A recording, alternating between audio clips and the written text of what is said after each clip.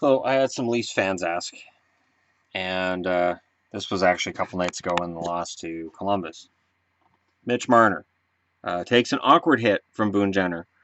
Uh, for Boone Jenner to have intentionally injured him, it would have to have been some kind of a psychic thing for him because it was a weird angle. Jenner's a big kid. Marner is a smaller guy.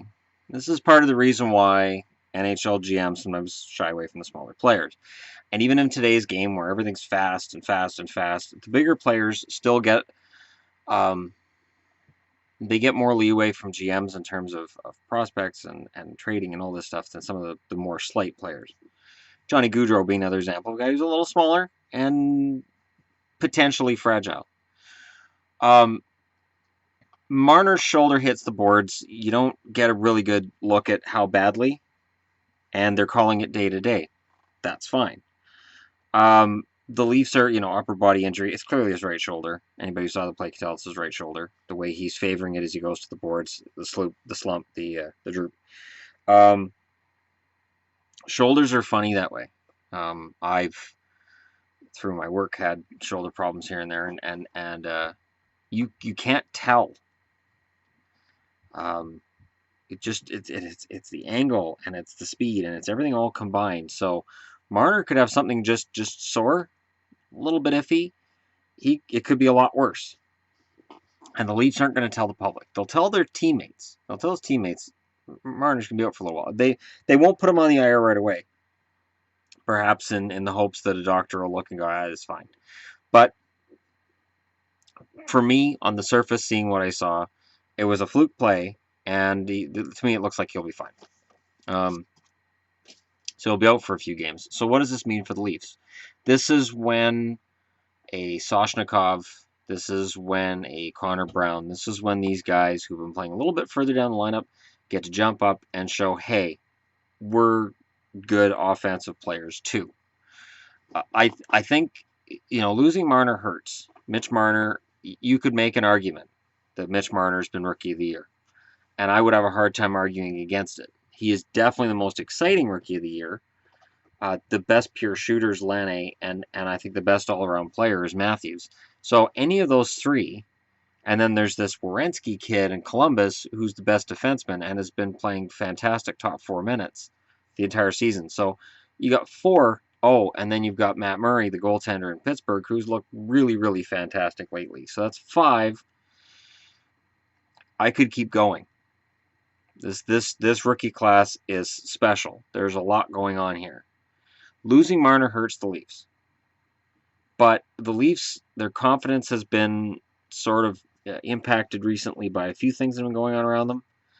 And this is the kind of thing that they can build off of. So let's say Marner's out for 2 games. Say he misses the back-to-back, and then he's good to go after that. And the Leafs win both games. So they get some momentum. They catch up to past Boston. And then they're able to use that momentum so that when Marner comes back into the lineup, they're fantastic. Now they got the confidence, and they know that if something happens to one of them, they're good. I think the one loss that I could see them suffering that would really impact them, I think Kadri would hurt a lot if he got hurt. Which is weird because people know I don't like Kadri, but for what he does for that lineup, I think he is essential. And I guess Babcock was talking about something that he doesn't think Kadri's playing the way Kadri could. Babcock's been on Kadri though the entire last year and a half, and I'm not sure if it's a motivating him to play better or if it's that Babcock really sees holes in Kadri's game. It could be either. But for me, Mitch Marner is and has been the most exciting forward Toronto has. And when you make those plays and you're fast and you're good with the puck, it makes you appear to be a better player than some other potentially more solid 200 feet players than yourself. So Marner definitely benefits from his size, his speed, and his toughness. Because when you're smaller, you have to be tough. one thing that I know, being 5'4", I'm 5'4", I have to be tougher than all the other guys around me at work. When I played any sport, I had to be tougher than all the guys around me who were taller than me.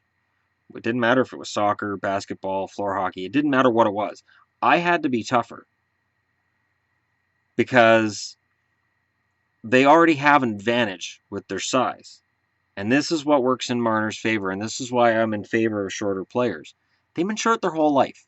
The dumbest question I ever get, and I get this a lot, is, something will be up on a top shelf way up there, and people go, Shannon can't reach that. And then I find a way to reach it. They're like, how did you do that?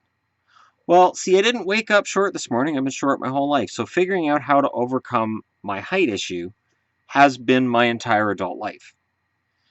For sports, it's the same thing. So if I was playing floor hockey, I would play for 3, 4, 4.5 hours when I was 17, 18. I would play all friggin' night if I could. I could not get enough.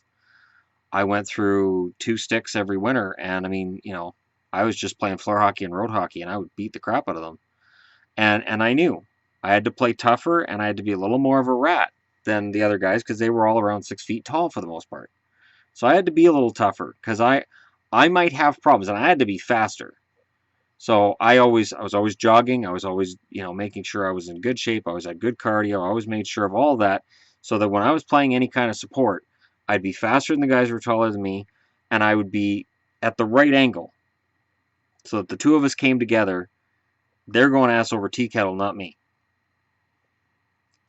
So small players like Marner, if he can avoid this becoming a regular thing, and if he also avoids a mistake that, and it's not just rookies, a lot of players do this, shoulder. Okay, my shoulder hurts.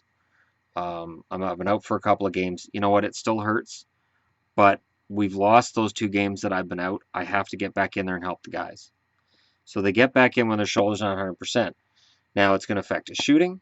He's not going to be able to make the same body checks. It's going to affect passing on some level too. It's going to affect every part of his game because he's trying not to get hurt. And then if he does take another check and it hits that shoulder the same, now he's out for months. So that's the one part that I would hope, and I would think that where the Leafs are well positioned is you've got Babcock, who's the best coach in the NHL. You've got Lou Lamoriello, who's one of the best GMs in the NHL. I know what I said. I know. I'm just saying that just to make sure people are awake. Yes, Joel Quenneville. I know. Yeah. All right, Claude Julien. Yeah, no, I know. I'm just joking. I'm just making sure people are listening by saying Babcock's the best coach in the NHL. But he's one of the best. Give me that.